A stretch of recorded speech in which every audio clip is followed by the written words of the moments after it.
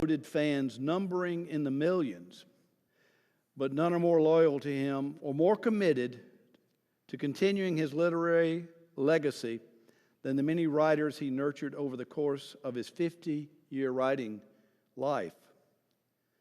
5 of those writers are with us here tonight, all contributing writers to the anthology Our Prince of Scribes. Writers, remember Pat Conroy. You'll find those in the narthex of the church, which was first published a year ago this month. Since then, the book has been honored with an Independent Book Publishers Association Award and an International Book Award, been the subject of a year-long book tour across 10 states, featuring 50 of the collection's 67 contributing writers, and led to 3 writers' conferences and a touring art exhibition of sketches by co-editor Nicole Sitz, who was raised right here on Hilton Head. Our Prince of Scribes honors Pat Conroy's legacy as a lifelong teacher and mentor to his fellow writers, and perhaps more importantly, it shows us what a generous spirit and a life of service to others, what it can accomplish and inspire. Let me introduce the panelists. Moderator Jonathan Houck. He is the executive director of the Pat Conroy Literary Center and the former director of the University of South Carolina Press. He is the co-editor of Our Prince of Scribes with novelist and artist Nicole Sitz. Jonathan serves as an associate producer and consultant to the South Carolina ETV author interview program By the River, as well as the board of directors of the South Carolina Academy of Authors and the Friends of South Carolina Libraries. Stephanie Austin Edwards was a Beaufort High School classmate of Pat Conroy's. After a 22-year career in New York theater, she returned to the Low Country and now writes fiction and nonfiction, facilitates writers' groups, teaches writing workshops, and consults with authors. She is the author of the award-winning novel, What We Set in Motion, and a volunteer and instructor at the Pat Conroy Literary Center. David Lauderdale, an award-winning columnist and senior editor for the Island Packet and the Beaufort Gazette. He also teaches a popular adult Sunday school class right here at First Pres. David also has an essay in the anthology State of the Heart, South Carolina Writers on the Places They Love. Bryn McLean is the author of the novel One Good Mama Bone, which was published by Pat Conroy's Story River Books and honored with the 2018 Willie Morris Award for Southern Fiction. The novel was also longlisted for the 2018 Crooks Corner Book Prize, received a starred review in Booklist, was named a 2017 Winter Okra Pick by the Southern Independent Booksellers Alliance, and selected as the 2018 Pulpwood Queen's Book of the Year. You gotta love it.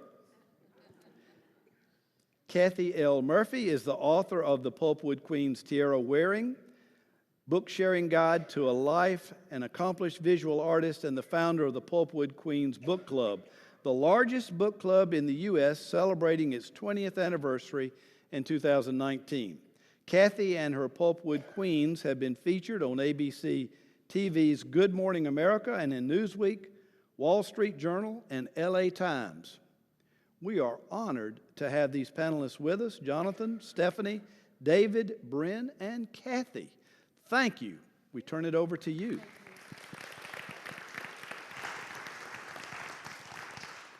Thank you.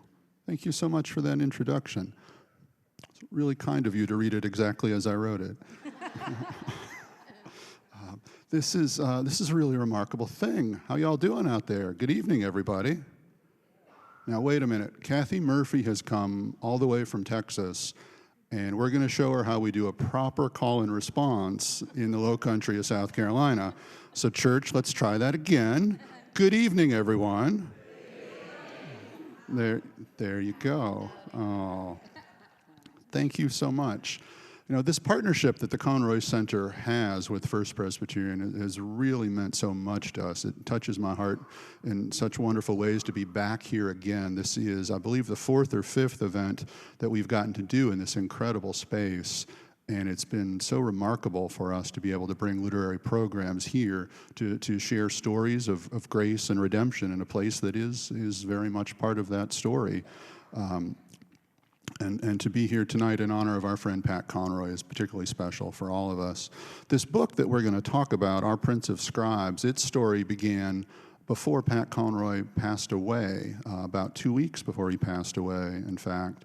Nicole Seitz, my co-editor, who was raised right here on Hilton Head, and I were at a writers' conference in Columbia, South Carolina, just after Pat had announced to the world what I had known for a while, that he had been diagnosed with pancreatic cancer, and that he was committed to fighting, that he was committed to seeing this through in his heroic Pat Conroy way.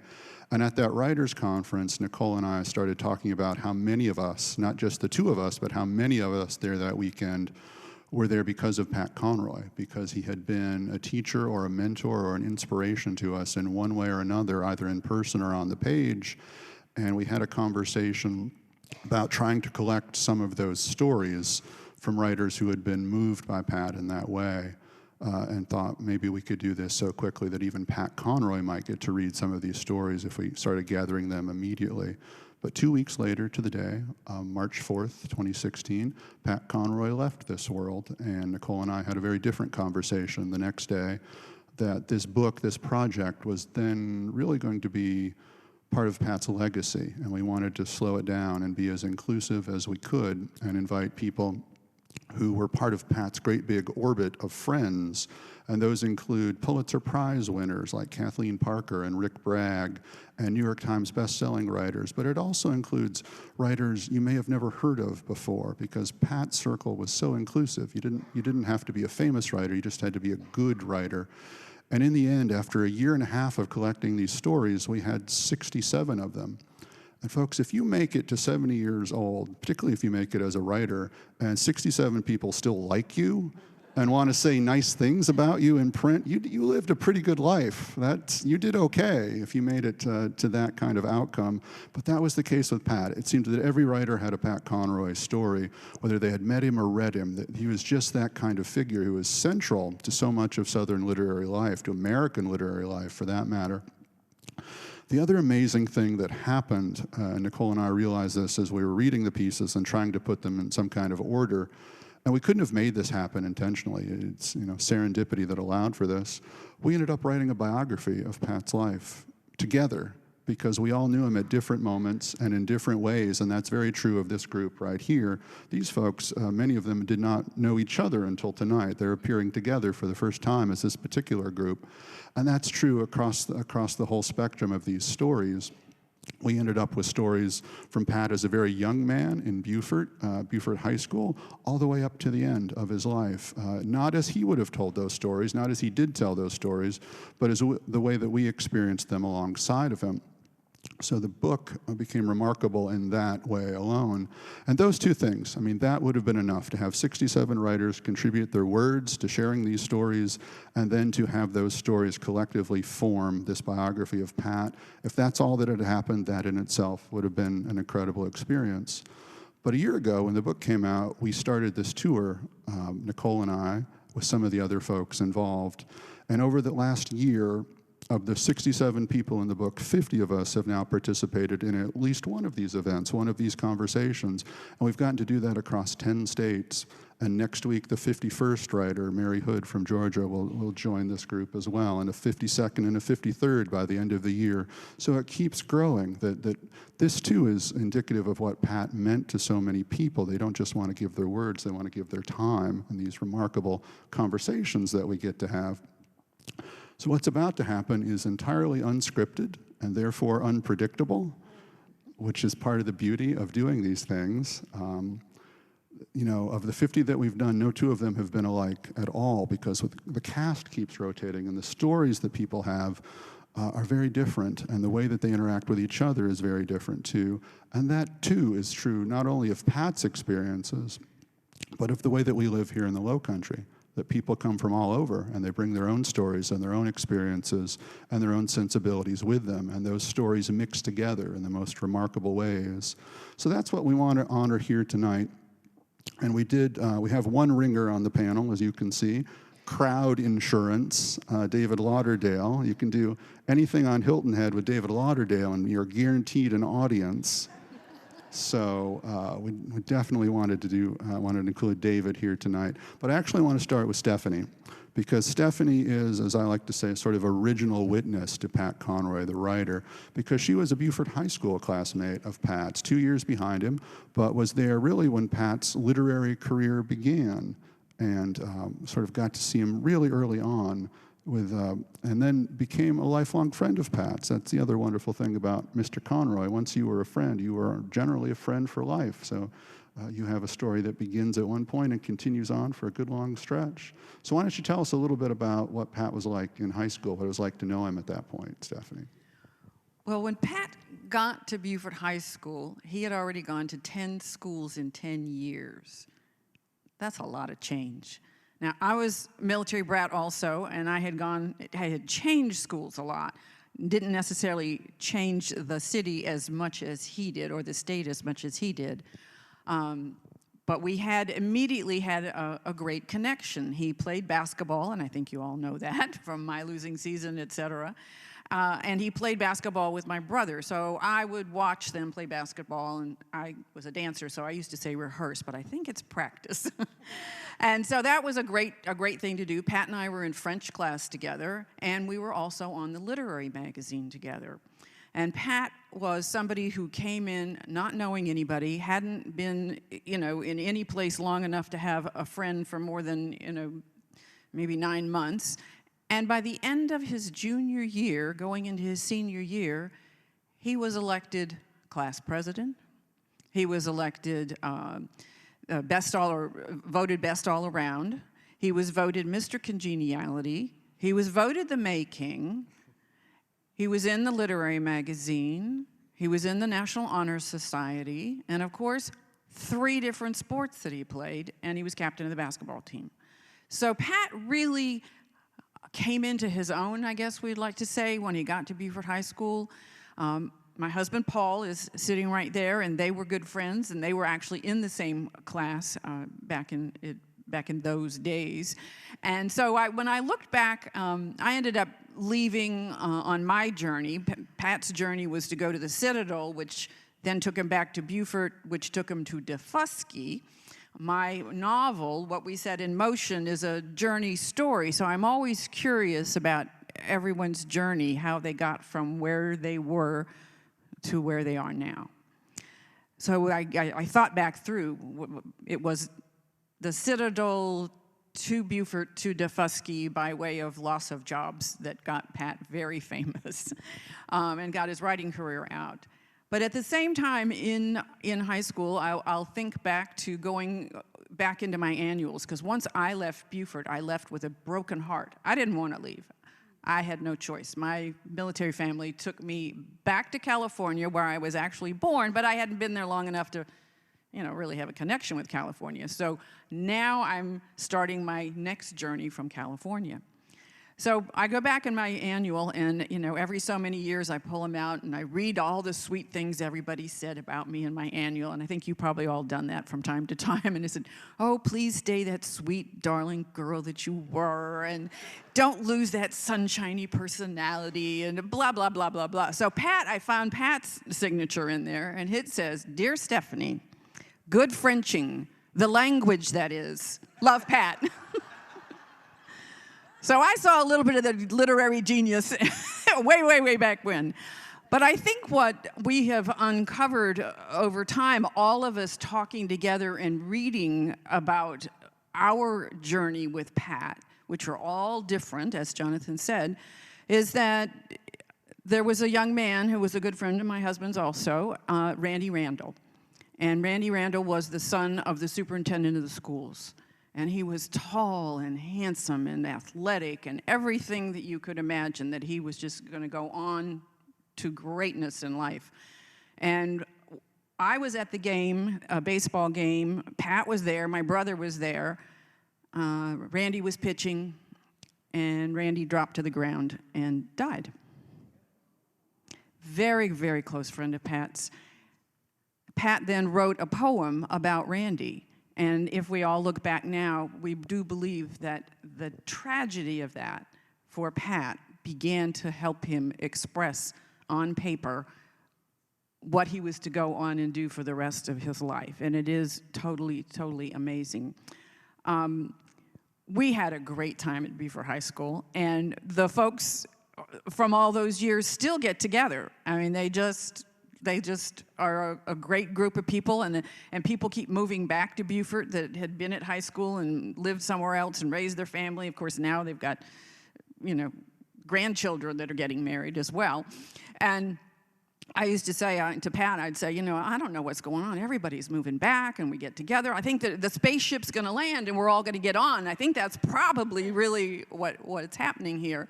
So it was great. So I went back to California, went to college there, San Diego State and UCLA. Pat was going off in a different direction. All of us are going in different directions. And, of course, we had the Vietnam War going on at the same time. At some point, I just say, I've been a dancer my whole life. I'm studying that. I got to just stop, and I stop getting, doing my master's work, and I go to New York, and I have a 22-year career in theater. The whole time, I'm taking writing classes at the New School.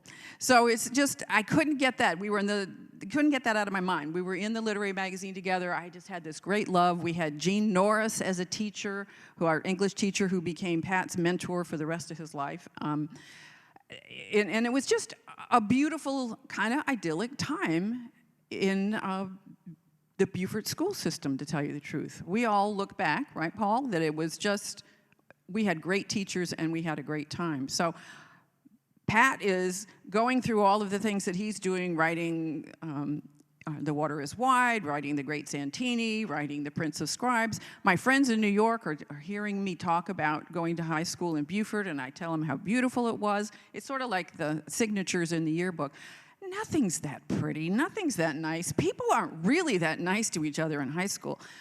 I said, well, yeah, actually we were. So the Prince of Scribes comes out, Prince of Tides comes out, and all of a sudden everybody's got this copy under their arm. They're running to me saying, this is what it's truly like down there? He didn't make this up. I said, no, he didn't make it up. He made it up, but he enhanced it in a beautiful, beautiful way. And so all of a sudden, I got elevated up to a truth teller, at least, on some level. But they had all gone to PS this and PS that, and these brownstone 4-story, 5-story buildings, they weren't necessarily the same thing as going to high school in Beaufort, South Carolina in the 60s. So I'll just say that. So anyway, I go off and I do my career, and so the whole time I'm working with Lauren Bacall or Michael Bennett of Chorus Line, or Michael Jackson, or on and on. I'm taking writing classes at the New School thinking, I'm going to do this, I'm going to do this. But it just takes me a while. So I come back to Beaufort after the 22 years, and I do email Pat. And back in those days, he actually did answer a few emails in those times. And so I write, and I only thought of this in one of our other Scribes panels that reminded me. So I write something about, Pat, I would just love to see you. I'm coming back, moving back to Beaufort. I know you're there. I'm so amazed at your career. And something about how my life went. I was caught between the hootenanny and the revolution. And I thought, I thought it was brilliant at the time. But Pat's answer back to me was, you sound like a writer. That's all I needed to hear. And it kept me going. I started a writers group for the very reason that we all need others to help us move forward as we're writing. And now I teach workshops, I do consulting, just like you heard them say. And I just had a really good time. So Pat and I got to be friends about the time that he and Sandra were getting together out on Fripp Island, and that was just so wonderful to see. But I would tell him about the writers group, and he'd come by and he'd say, Stephanie, how's that writers group going? I've been to writers groups. He says, those are some of the meanest people I ever saw in my life. He just didn't care for the way that they talked to each other. So I really was creating my writers group to not be like that. I had been in enough writers groups in New York and California and other places that I knew I wanted to shape this so that a positive thing was happening in the writers group, that people were getting critiqued but not getting criticized so they wouldn't come back and write. Finally, I'm getting closer to getting my book published, but Pat's still writing, and he's writing South Abroad.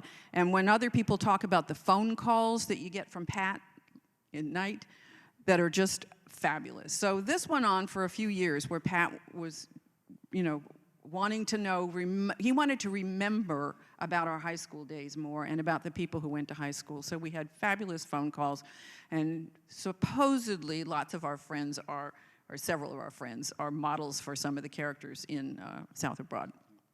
And it was great. And so I finally, I wrote short stories, and Pat and Sandra were generous to endorse my short stories. I finally published my book. My publication date, my launch was on April 1st. Pat died a month earlier, on the 4th of March. And I'm so sorry that I couldn't share this part with him, but I am sharing it with Sandra, and I'm sharing it with everyone else. And thank goodness they brought Jonathan into the picture for the Pat Conroy Literary Center. I said, Sandra, whatever is going on, I'm there for you. Somebody had talked about putting a statue in the park, and everybody else said Pat wouldn't want birds pooping on his head. So they did the center instead.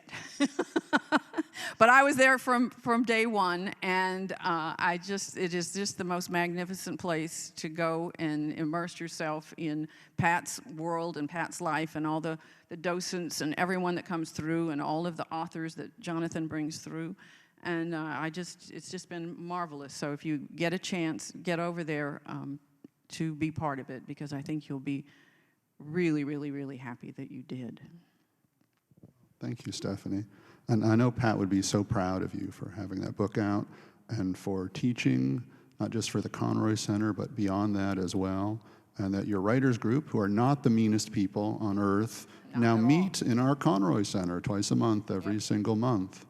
So if you would just talk a little bit about that, about what it means to you to be a part of the Conroy Center. You mentioned that you are a part, but just to make clear, your writers group meets with us. You were a docent for a while. You continue to teach for us at these Our Prince of Scribes conferences.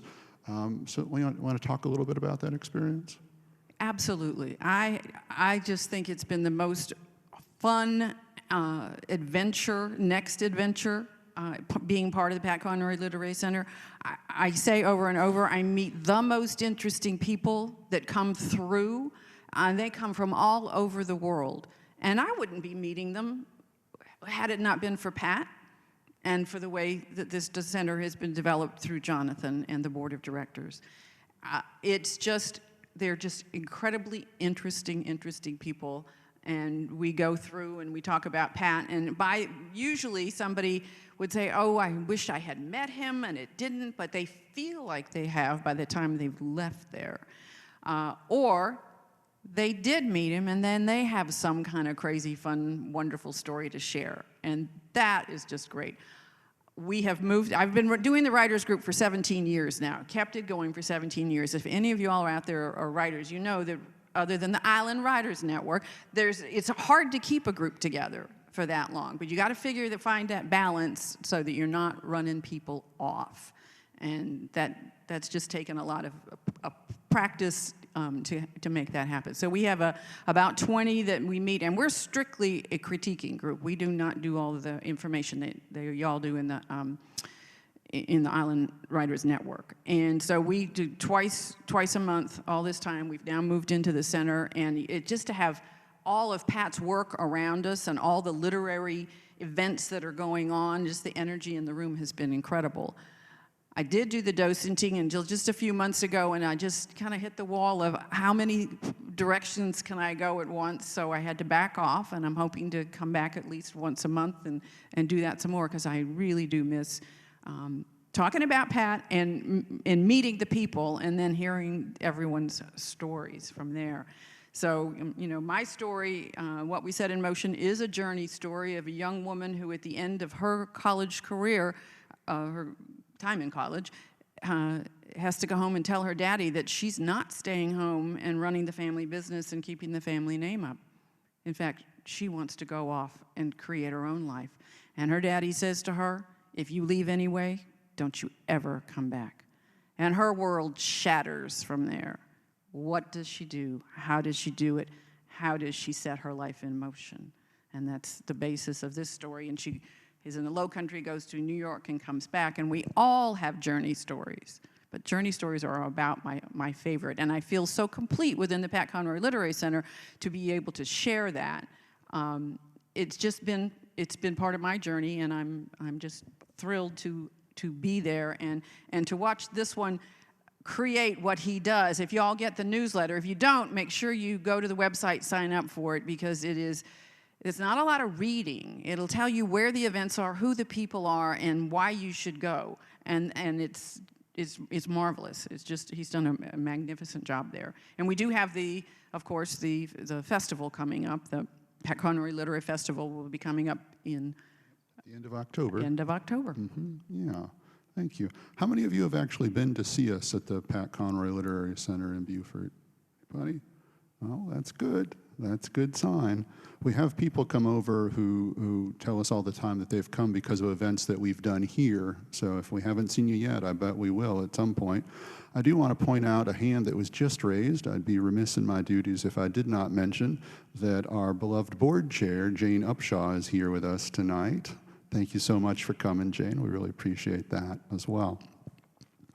And getting to know Stephanie and her ridiculously handsome husband, Paul, has been one of the great treasures of my Beaufort journey, to go back to your notion of a journey story. They're just incredible people. As is Mr. Lauderdale. I'm going to go on record tonight. I'm going to say this into a microphone with apologies to my friend Kathleen Parker, but David Lauderdale is the finest newspaper columnist in the state of South Carolina. Hello.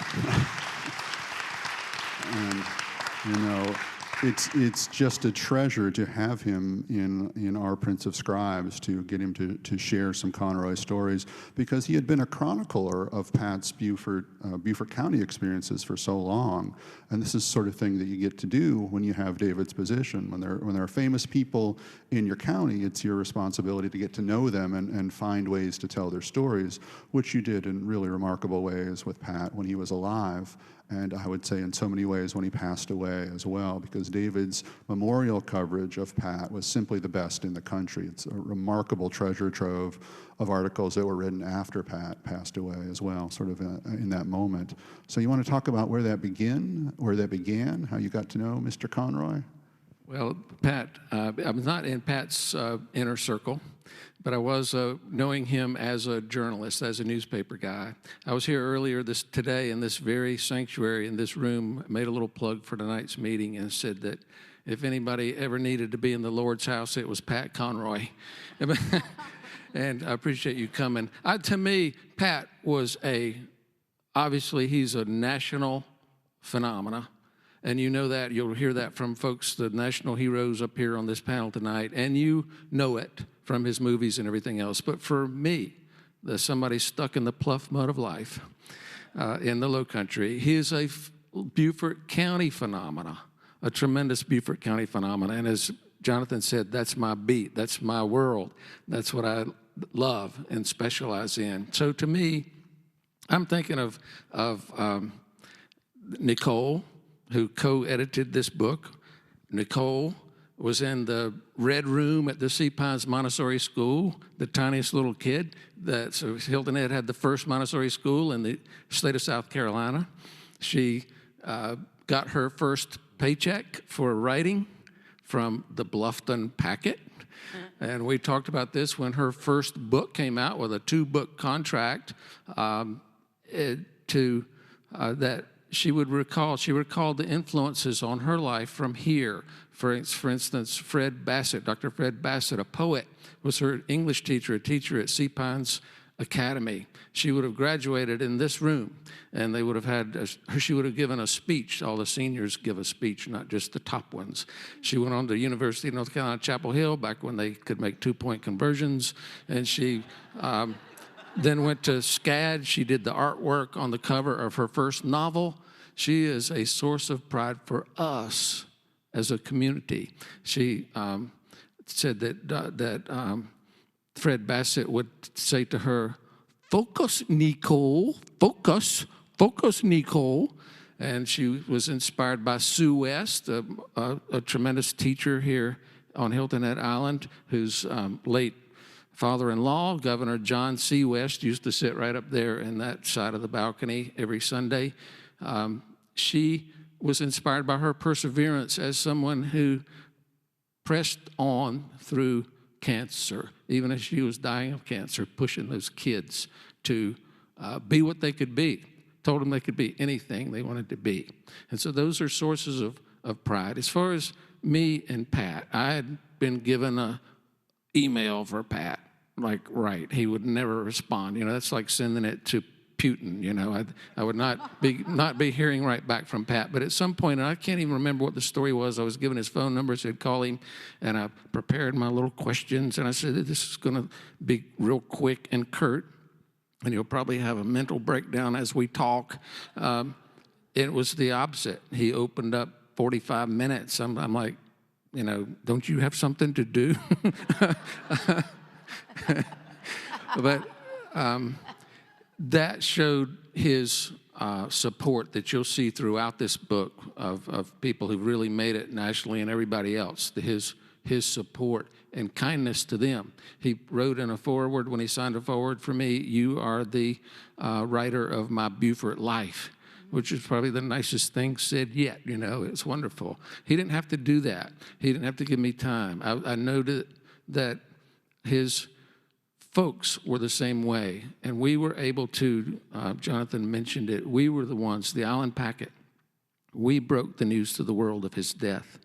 And that was a huge thing for me personally, because we get judged on how many people read our stories online, and it was a bzzz, just thousands and tens.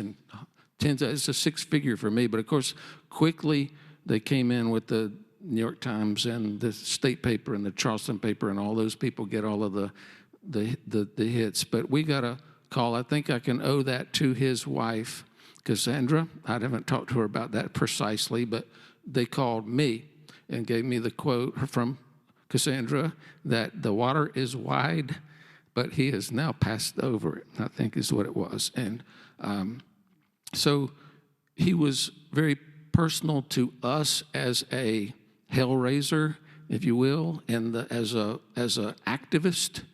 And he would say he got very involved when the city of Beaufort was going to annex everything north of Beaufort to Knoxville, and they were going to put, it was like 40,000 people, 10,000 homes on what used to be truck farm land. And many people in Beaufort were astonished and did not want that at all. And so Pat has an op-ed in our paper in which he says a lot of things. But he said, I cannot believe that Mayor Rao would be selling Beaufort away like this. He said, I've written more about Beaufort County and told more about Beaufort County's beauty than anybody in the world. He said, I was standing just the other day, I was standing with a man out at Fripp Island, and the tide was coming in and the full moon was coming up at the same time. And the man says to him, my biggest worry about heaven is that I'll get there and it won't be as nice as this. And Pat said, that was 10 years ago, and now I'm afraid those developers are going to pave the Atlantic Ocean. That, when Pat speaks, people listen. He told them, we got to do this, and we got to do it now. It's interesting to me that the story of Pat, 2,600 words or so, the story of Pat's passing was all about Beaufort. And everybody, you mentioned everybody in the nation was eating it up. But it was a Beaufort story. I write for the Beaufort Astounder. I write for the local, yokel, hometown paper. But that was Pat's way of having touched so many people. So when they did, when Jonathan did, and some others that helped plan it, did his 70th birthday party, event, festival, a multiple day festival in Beaufort.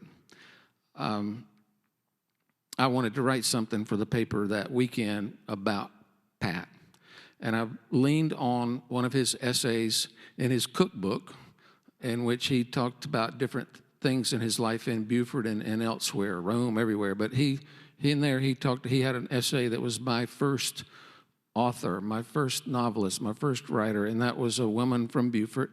And I'll use this story to just let people know that it's just like when you come to Hilton Head Island, you ain't in Anderson no more. You know, you're not in Pritchardville anymore. And it's the same with Beaufort. What he found in Beaufort was a remarkable set of people who were deep, rich, broad. And they have them in Anderson. I'm just teasing my friend up here. But it's this person named Ann Head. That was her name that she wrote. That was her byline, her pen name. She was a Christensen. The Christensens came as abolitionists to teach freed children during the war, 1864. So they're coming behind enemy lines in a war zone to carry out this mission. And I think her grandmother was a little girl there. Her grandmother, so the Christensens have this deep, not only broad view of the world, but also characters, a lot of characters in that family. Stratty Politzer. Don't laugh. Anyhow, but she was a woman who had been raised in Beaufort. She spent much of her childhood in Boston with her grandmother of some means, and she went to a fine finishing school, and after school she had tea with her grandmother, and she had to sit on a stool with no back on it, sit up straight so they could be prepared for life. And she married. She was very liberal. She went to a very liberal college. She adopted during this period an African-American child she brought to, not adopted as a parent, but as part of one of her sociology classes or whatever, had brought this child for a summer in Beaufort. This was pretty far out stuff. She was somebody who wore broad rim hats, and she smoked cigarettes with those long stems on them. What do you call them? And she was divorced. Her husband, whose name Head, and he was the guy who ended up inventing head skis and the Prince racket. But they had fallen apart when she had a little girl, age 3. She came back. She had to write for a living, and she did that. She wrote magazine articles. She ended up marrying a doctor, and in that period, she had more time, I think, and she wrote 4 novels. She wrote a novel, the best one, the biggest selling one. The biggest reaction to it was, what did Mr. and Mrs. Bo Joe Jones, which was about teen pregnancy, and it was used it was a movie, and it was used in classrooms, and she had this worldly view. She had New Yorkers. She went to New York and got her books, and she had opera. She played opera while she wrote. She figured she had to write 4 pieces. If she got 4 magazine pieces published a year, she could survive. So her goal was to write 1 per month, and she did all of these things until she was asked by the principal at the remarkable Bill Dufford, at the remarkable Hilton Beaufort High School at a remarkable time. She didn't tell you, but I think there were how many National Merit Scholars were in that class of 63? And 22. Amazing. One of them is like the head of the Dwight David Eisenhower Library. Somebody won one of the Genius Awards. It was a remarkable time and a remarkable place. And that principal asked Ann Head if she would come over as volunteer work and teach, I think they said 6 or so gifted writer students, and Pat was one of them. And I tried to tell that story. She told him that he could tell the dark side. She wanted him to know the dark side of the world, and she told him, "You're a military brat. You can say anything you want about these people. I'm stuck here. My families are here, and I can't write this stuff. But you can say anything you want." So that much we know. Pat was paying attention that one day at least. But they had this arrangement where Pat says that he would take a rose to her grave. She died at age 52, just kaboom, like an aneurysm, and died one day, was buried the next. It's a story full of intrigue that I think her daughter is going to write as a book. But what I wanted our readers to know was this person kept up with Pat, encouraged Pat. That's why he probably would encourage us. He was passing it forward. And she went to bat for him. She's the one who said, "You need to write about that man," when his father was trying to keep him from doing this class, I think, or giving him trouble about it. So I wanted people to know the depth and breadth of Beaufort and how that impacted Pat and how that made Pat a Beaufort County phenomena. And the last time I saw Pat, he was signing a book for one of his, again, a protege, not for himself. He was at the Bluffton, the Hayward House, and they were set up outside with Ellen Malthus with her first novel, with the Story Press and Story River Press, and she was signing a huge yard full of people. He was signing. I needed him to give me video. That's what we do these days, video. Everything I write has to have video. It doesn't matter if it goes with it or not. It has to have video.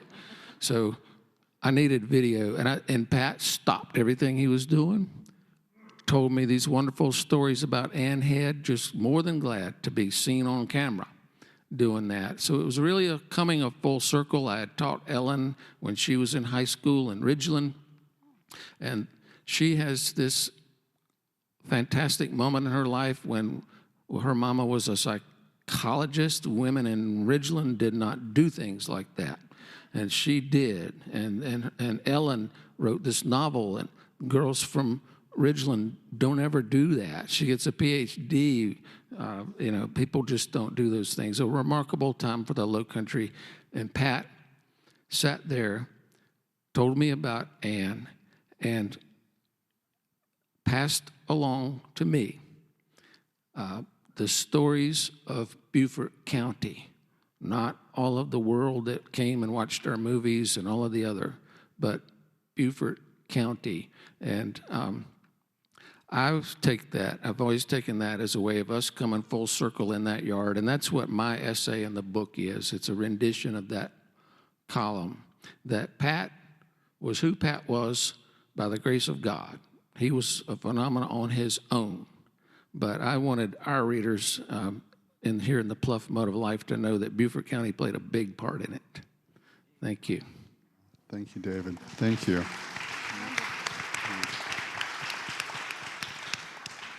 In the same way that all of us trust David as readers, Pat trusted you as a writer. He trusted you with his stories because you gave him every reason to do that. And what a remarkable relationship to have.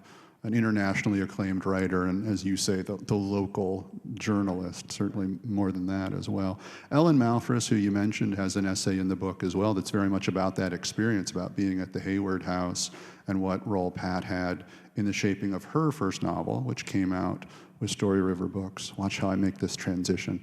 Brent is here, who also has a first book that came out with Story River Books as well, this imprint that Pat and I had together.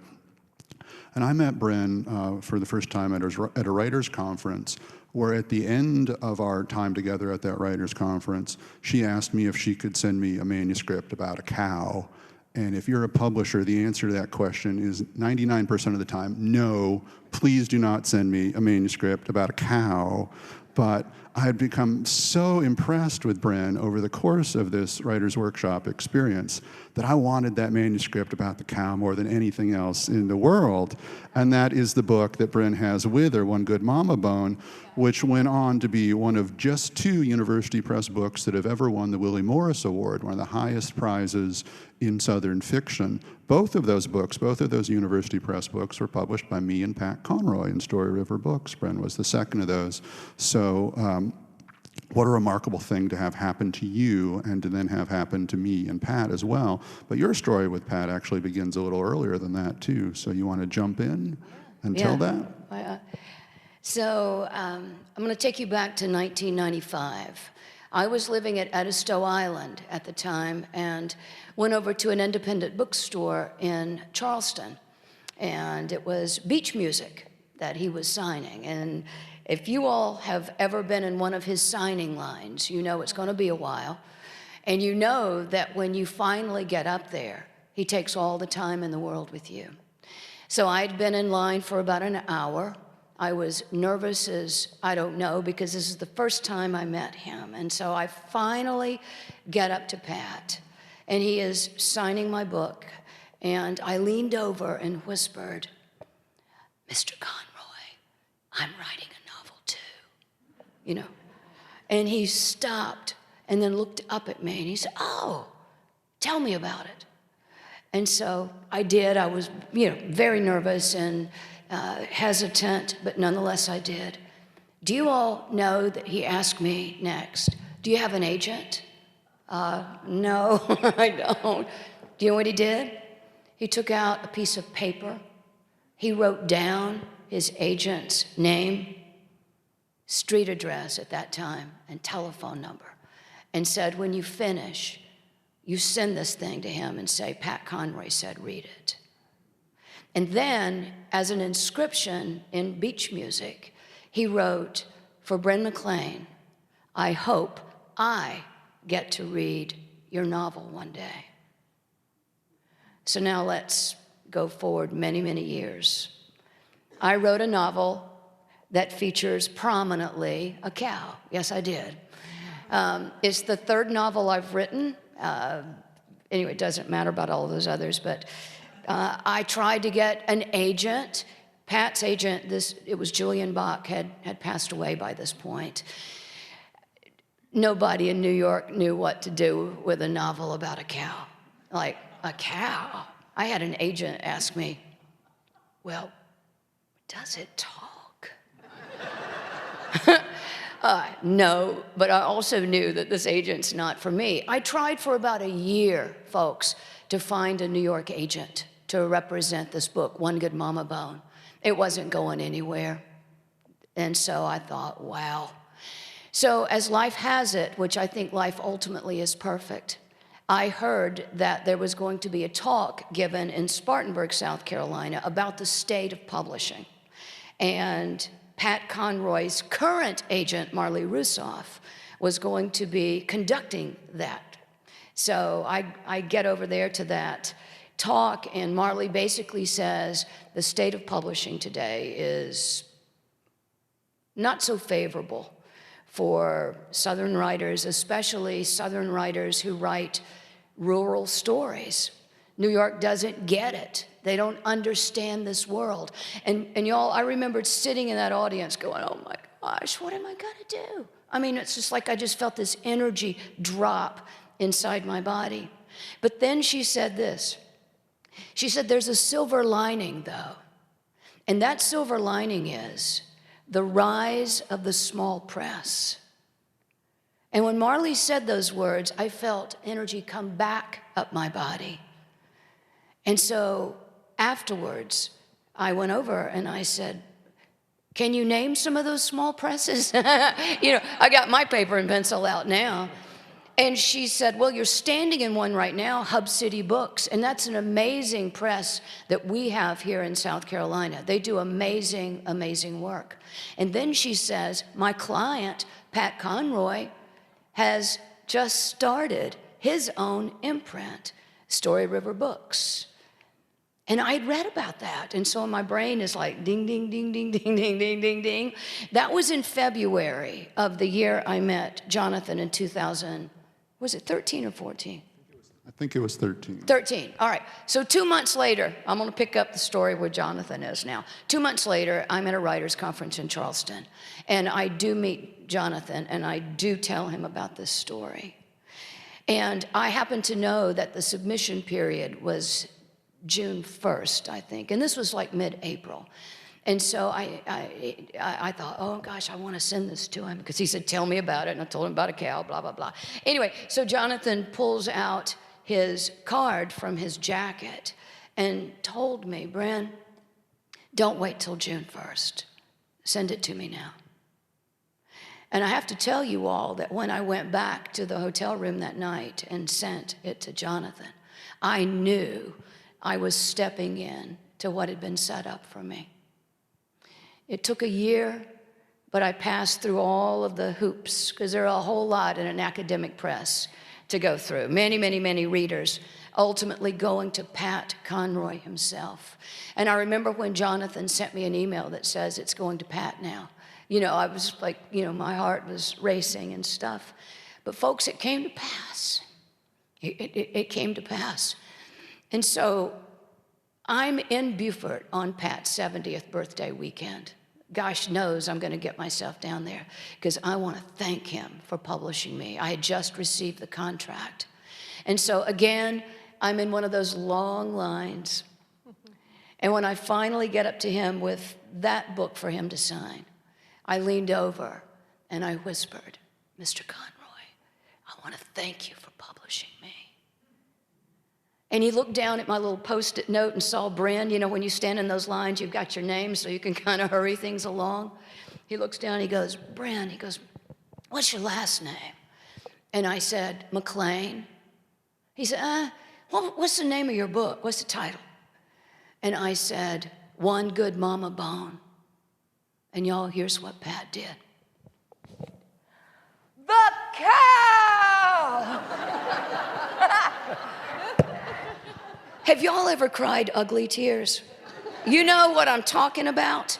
I was already misty-eyed when I got up there, and they just continued to go. But with that response, I mean, oh my gosh, oh my gosh. And then Pat said, when I read your book, after I finished it, I called up Jonathan, and I said, you kidding me, you kidding me? We get to publish this? And oh gosh, ugly, ugly, ugly, ugly tears. And folks, just to bring a beautiful circle around, and that's what I write about in this collection. He wrote for Bren McLean, the marvelous writer who now is part of Story River history. Isn't that beautiful? So I'm sitting here tonight with this book, and I've been very blessed. The book has won awards. It's in its 5th printing. It's doing very well. I leave this coming Saturday for France. It's being published in French. And guess whose publisher it is? It's Pat Conroy's French publisher has picked up this book. And guess what? They have retitled it Mama Read the name of the cow again in this book. So Pat Conroy is the reason I'm sitting here. I am a 27-year overnight success. This book is I am, the 3rd novel I wrote. But he gave me a leg up. He said, come on. He gave me a chance. He gave me a start. And I knew I was going to do this sitting in the sanctuary. When I walked in here, this place feels divine to me. And Pat changed my life. I mean, I'm on to my next book. I have a literary agent now. In fact, they came after me in writing this book. Pat gave me my chance and my start, and also Jonathan sitting here. So what a glorious human being. And that's what my essay is about in this book, and I thank him every day of my life.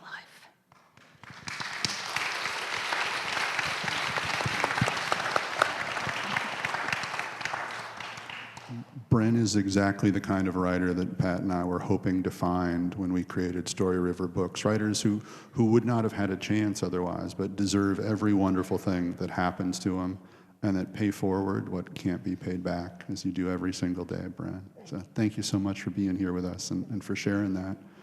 It's rare that we do a Conroy program and we don't get at least 1 out of 5 people in the audience to cry. Sometimes it's 1 out of 5 on the stage as well. Usually it's me, not tonight though. Cathy Murphy is, as I mentioned, with us all the way from Texas.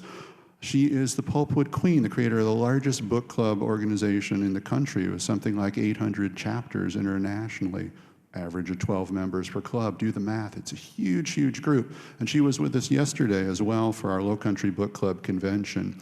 In Cathy's essay in our Prince of Scribes, she refers to Pat as her hero, but I think the reverse was true too, Cathy. I think you were in many ways Pat's hero as well. Where's the Kleenex? Oh my gosh. Jump in, please. I will. I guess the beginning of the Pat Conroy story for me was when I read The Great Santini. And I was the kid in school. I grew up in a small town, rural town in Kansas. Lived there all my life. I'm totally the opposite of Pat Conroy.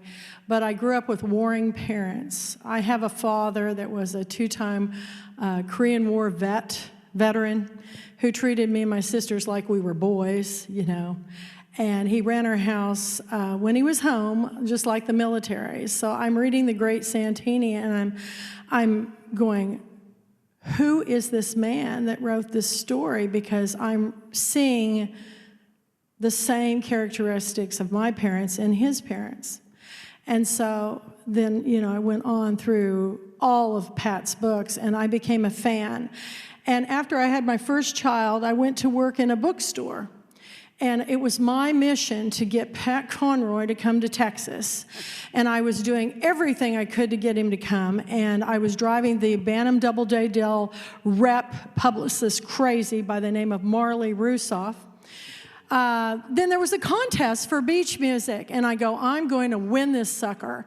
And so I drug in a swimming pool into the bookstore and created a beach. And I got all the crazy bookstore people to do all this zany stuff with blow-up, you know, floaties. And anyway, sent it off with this love letter to the publisher, and I get a call from Marley, and she said, Cathy Murphy, at the time it was Kathy Patrick, I was married then, and she said, what's your favorite book? I was like, well, my favorite book is To Kill a Mockingbird by Harper Lee. And she goes, okay. She goes, what else do you like to read? Well, since you're talking about Pat Conroy, that's my body of work. This man made me feel as if I'm not alone. She goes, well, what else are you reading? And I told her about Little Altars Everywhere by Rebecca Wells. I told her about, you know, all these authors I was reading. She goes, I've never heard of them. And I said, well, The Southern Story is the one I love because for me, it's all about the story. And lo and behold, she called me to tell me that I was the winner of the beach music contest, and Pat would be coming to my store. Oh, like, hallelujah. So I was so excited. Then I get a call a few days later, and it's her again. She goes, well, actually, it was my Bantam Dell representative who called on my bookstore to break the news that Pat would not be able to come to the bookstore because of this tour he was going to be on, but he wanted to invite me personally to come to Dallas to go to a Texas Rangers game with him and to come to the book signing in Dallas. I said, are you kidding? Yes. Okay, even better. I mean, so I go to the game, and no Pat, and we get this call, and his flight was delayed. I go, oh my God, I'm never going to get to meet this guy. And it was so hot, and I don't like sports. And I was sitting in the sun, full blast all day. It was August. And finally, I ran back to the hotel to shower and change before the bookstore thing. And we go to the bookstore, and the line went out the building around the block. And I have my stack. And it's not the first time I had seen Pat Conroy, and you'll read about it in the book. but it was the first time I met him. And when I got up there, I gave him an Annie Skinner's Riverboat ball cap because he loved ball caps. And that was from my hometown in Jefferson, Texas. And he goes, oh my God, I love ball caps. No one's ever given me one before. He lied. Everybody gave him ball caps. Surely not Pat Conroy. And, you know, he proceeded to put it on. He signed all my books. And I was just, he talked to me like I was the most important person in the room. Everybody had to wait till he told me how much he loved the stories of everything that was coming through Marley and Ken Graham, my rep. And I walked away, and I knew my life had changed. So we decided that after the book signing was over, we were going to at least take Ken Graham out to dinner for letting me have this experience. And so we were going to come back. And when we came back, it was an old kind of bookstore that had albums, and I love albums. I'm flipping through them, and all of a sudden I feel an arm go around my shoulder, and I look over, and it's Pat Conroy, and he's got on that Annie Skinner's ball cap, and he goes, what are you doing, Cathy Patrick? And I said, well, we came to take Ken Graham out to dinner for helping me get to meet you. And he said, really? He goes, you know, every time I go to these book events, I can't even get a glass of water. He goes, I'm starved to death. He goes, all I can think about is water and food. And I said, it was so funny. And I said, would you like to go out to dinner with us too, Pat? And he goes, let's go. And he just looped my arm. And I'm telling you, I had the best night of my life listening to Pat Conroy's stories about him and Doug Marlette, who later became one of my best friends. And this story just was the beginning. I did not see him until 4 years later when Mary Gay Shipley, who owned that bookstore in Blytheville, who was my mentor, called me and said, Pat Conroy's come to my store. I know you're a big fan. Do you want to come? I go, I'll be there. It's like a 7-hour drive, y'all. I drove up there. And I was writing for an East Texas magazine by that time. And I said, I want to interview him. And she goes, oh, sure, we'll set it up. So I go in, television cameras from Memphis everywhere. And I come walking in the door. Now, I put myself through college doing hair, so my hair changes a lot. I keep now doing colors because I'm out of haircuts. So I come in, and I'm a little bit thinner than I was the last time, and my hair's changed, and I walk in, and all these cameras around and everything. He goes, Cathy Patrick, you're here. And all the television cameras turn to me, and I'm going, yeah. And he goes, what are you doing? And I said, well, I came to hear you speak, and, maybe at the end I could ask you a few questions for the magazine. He goes, at the end? No, we're going to do it right now. You sit down right here, young lady. And this was the first time I'd ever interviewed anybody for a magazine. And I didn't know what I was doing. And I go, okay, and I'm opening my notebook and struggling for my pen. And he goes, so what are you going to ask me? And I go, I'm going to ask you. And he goes, you're going to ask me, what's your next book, Pat? And so, and he just fed me the questions.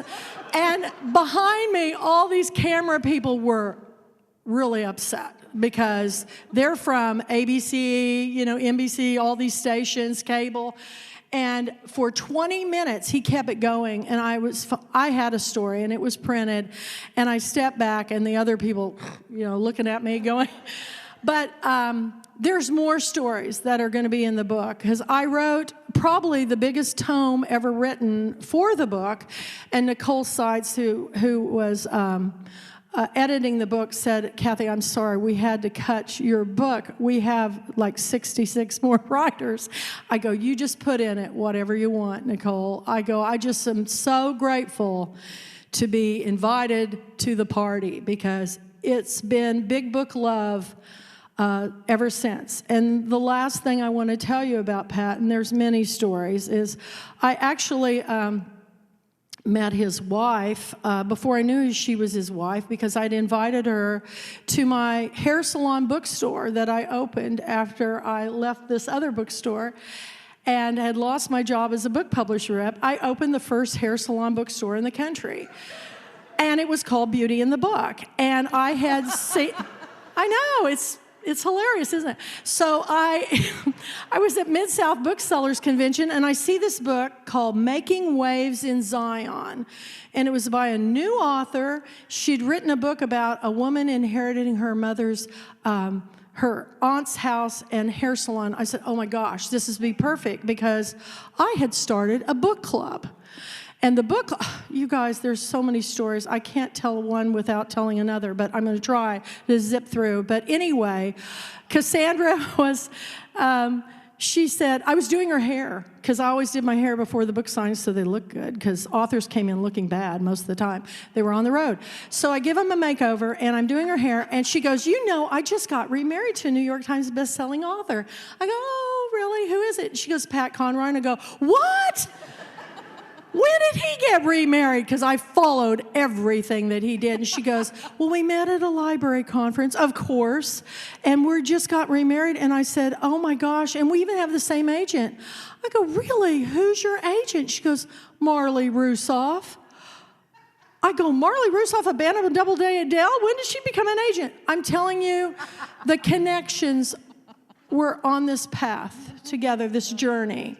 So what happens is she calls Marley, and Marley calls me, and she said, Cassandra told me that you have a contract with a small publisher about writing your book. And I said, I do. I just got a contract and an editor assigned to me, and I'm going to write, they want me to write the first story of a first year of opening Beauty in the Book, because in my first year, I had the Oprah producers come and do a show that I was on there with a little unknown singing sensation named Beyonce. It aired like forever. And then I had Good Morning America, and Diane Sawyer and I became best friends. And I went to Good Morning America. First, they came to my shop 3 times with satellite, and we went on the air.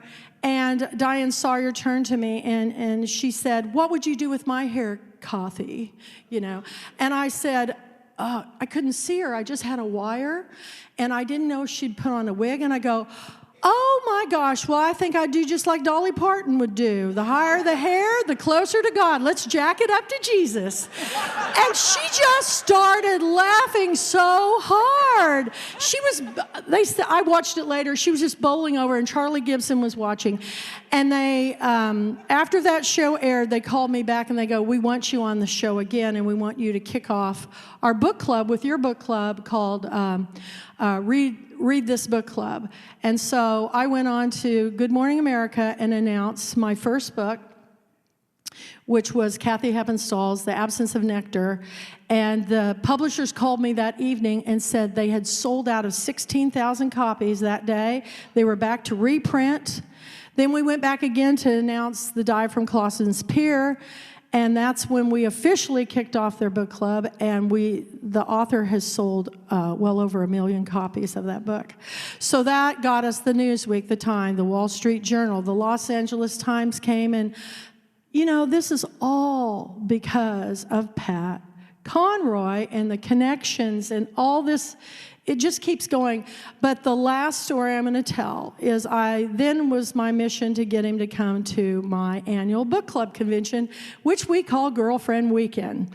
But guys come too. It's just that mostly girls are in my book club. And so the reason why he came, I found out, was because his daughter, Melissa Conroy, had written a book called Poppy's Pants.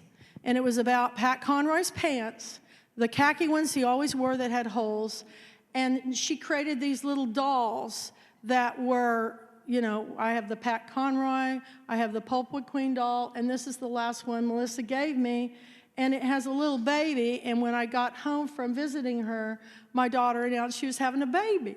And so it goes with me in my car everywhere, especially, it's been to Beaufort now twice, and I love, you know, I was a children's bookseller. I've been a youth director. I was telling him at 2 Methodist churches for most of my adult life. So I have my hair in pigtails and will at 80. But the interesting thing about Pat is that, you know, I couldn't ever get him to come to my book festival. But this book was coming out, and I was featuring his daughter, too. So he said, well, maybe I'll go because Melissa's being featured. Well, Melissa's book won our Children's Book of the Year. And when Pat came, for years I've been struggling to get my book festival known. And it started in a tent in my front yard. And it grew to be in the little convention center in downtown Jefferson. So Pat was coming. And when the word came that Pat Conroy was coming to town, I instantly sold out of my convention, and we did a book signing luncheon for him where he signed over 400 books. It was the largest book event I did at my Beauty in the Book. And he came also with another Random House author, Fannie Flagg. So I now am known in the book world because we sell books. None of this would have ever happened if it hadn't been for Pat and Cassandra. So Jonathan, I know all about Jonathan and him being with the publishing house and the story. Remember, we're in a church. Well, I'm going to tell you, this man is a saint, and if you don't understand, in Texas, he is revered. I mean, I'm setting up book signings for him now when he comes to my girlfriend weekend at libraries, but he is a gem. He works nonstop. To be invited here is a dream come true for me. It was my bucket list to come to see Pat at the Pat Conroy convention. I mean, before the convention, but at his home. Him and Cassandra had invited me many times. So the last time he came with Bernie Shine, which I won't discuss. Because we're in a church. Because we're in a church. And there is a word in my story in the book, but I didn't say it. Pat said it. So don't censor me because I was just telling the truth, which is what God wants us to do. So anyway, I had him, come back. And before he left, I said, Pat, this is it. I don't care how broke I am. I'm going to find a way to get to Beaufort, to finally visit you and Cassandra because I love you. Sandra is my number one. I've had her featured now as keynote. This will be 6 years, even more than Pat Conroy. So he said, Cathy, he looked me right in the eye and he goes, it's not going to happen. And I just stopped and he said, it just won't happen, honey. And I just couldn't figure out what he meant. But I wonder now, when I look back on this, this was a premonition of what was to come because I didn't get to see him, but I did come to Beaufort in February because I had to bring back Pat Conroy's pants. And this is another story, but at the last convention, I asked the authors to bring something in to auction off that is autographed that ties in with their book. And Pat missed the memo because he doesn't read email at all. I have to go through Sandra every time. So he was evidently in the convention center when I was gone from the room, and he said, well, I have something. My daughter wrote a book called Poppy's Pants, so he proceeded to take his pants off. Sorry, I know we're in church, but he had on boxers, and it was okay. But in front of hundreds of attendees, he took his pants off, and he signed the rear end, Pat Conroy. I think the book was South Abroad. It was I think it was My Reading Life. My Reading Life. It's a better story if it's My South Reading Abroad. Life. And Melissa signed the pants, so I came in February. I thought I was very lucky because the woman who bought them was a Washington, D.C. attorney. And she paid $1,000 in the auction. It was the largest money and at that time we were doing it for the Dolly Parton Imagination Library. And at the end of the night, she came up to me and she said, nobody deserves these pants more than you do. I'm giving them to you. And I was just like crying. I mean, ugly cry. I was just like, oh my gosh, until I went to the framer to get them framed. And to have the 2 books and the pants put in a shadow box cost me $800. But I did it. So I brought that big shadow box, and it now is residing at the Pat Conroy Literary Center. Please go. Now you have a reason. Thank you. There are about 100 authors' houses, authors' museums around the country. I guarantee you go to any of the rest of them, you will not see the author's signed pants in a display case. That is a very Pat Conroy specific thing to have. And I'm so grateful for Cathy for making the pilgrimage in February to bring those to us as well. What a remarkable thing for us to have. And I'm so honored to have you here with us too for a second time, and to have you as part of our book club convention weekend. What Cathy didn't mention is that fundraiser that Pat originally participated in, the Pulpwood Queens still have that, and for the last 3 years, we, the Pat Conroy Center, have been the recipient of that fundraising auction. And this year it paid for our book club convention. It paid for what we did yesterday at the Technical College of the Lowcountry for an audience of about 160 people. So that's the Pulpwood Queens gift to Beaufort County to make things like that possible. So thank you, Cathy. Thank you to all the Pulpwood Queens for doing that. No, I thank them, but that will continue as long as I'm running my book club. It will always go to the Pat Conroy Literary Center, because what Jonathan is doing with all of us here has put Beaufort on the map. I mean, everybody is watching everything I'm posting right now from all my thousands of members across the country and out of the country. We're in 15 foreign countries now, and they're watching everything that's happening here. And next year, I'm going to try to bring a busload of book club members to the convention. So everything I can do, I will help them. And I am in love with this part of the world. So, and it seems like everybody likes my ocean blue hair, so thank you. Now, I know this is going to be hard to believe, but we've actually run over our allotted time. Oh, no, that's me. But so what, right? These have been incredible stories. I wouldn't have traded any of them for tonight. I want to mention a couple of things, and then if anybody has one really good question, like an amazing question, we will take that, no pressure. So this is like your 2-minute warning to have that question ready. I want to mention a couple of other things that David is doing as part of our Pat Conroy Literary Festival as well, because when Cassandra King Conroy's new memoir comes out, Tell Me a Story, we will have the launch event as part of our Pat Conroy Festival in Beaufort, October 29th, Tuesday night, and we'll be at the USC Beaufort Center for the Arts, and you, David, are going to interview Cassandra as part of that event. That event at the Performing Arts Center is entirely free and open to the public, 7 o'clock that night.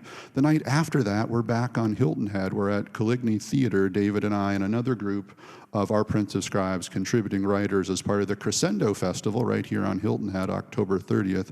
We'd love to see you at both of those things.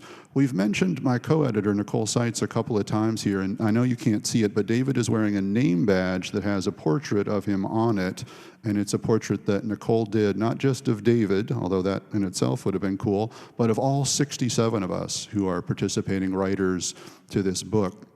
Nicole did a sketch of Pat Conroy about 70 days before our Prince of Scribes was scheduled to come out, and posted it online. People responded really well to it. The day after, she posted a sketch that she had done of Barbara Streisand, who wrote the foreword to our book, and again, people responded really well. And she did the math, 67 writers in about 69 days remaining. She realized if she did one sketch a day, she could actually sketch all of us.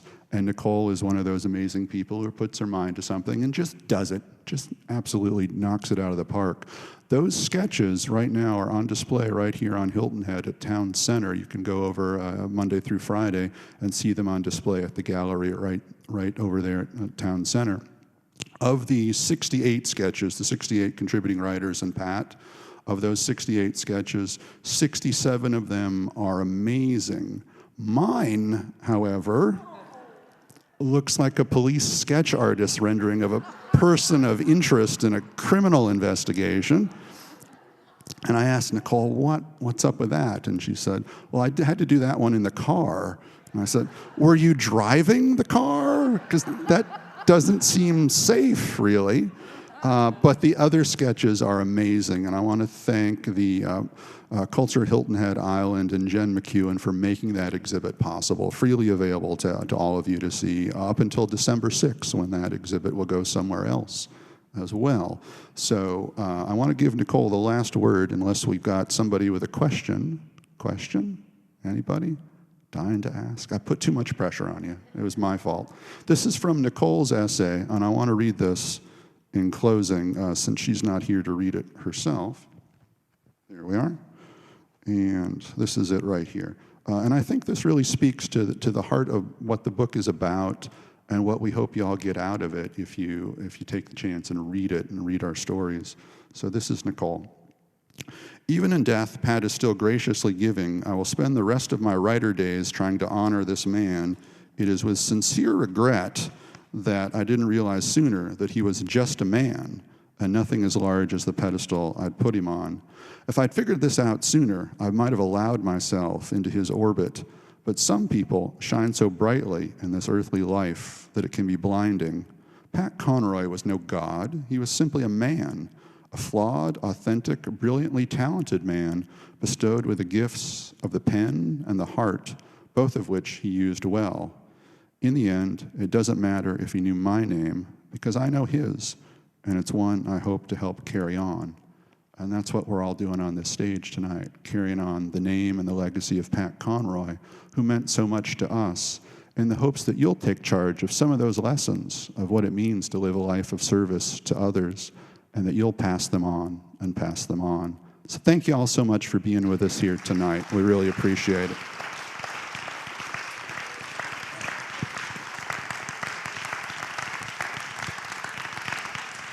And we will be out front signing books, so please join us out front and continue the conversation. Thank you all so much.